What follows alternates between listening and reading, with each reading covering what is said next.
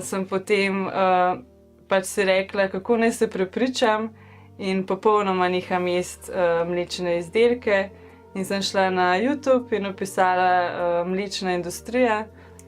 In ko sem videla pač video posnetek, kjer so mamam, kravam vzeli mladiče, me je to pač zelo prizadelo, da v bistvu zaradi enega sira, skute, jogurta to počnemo.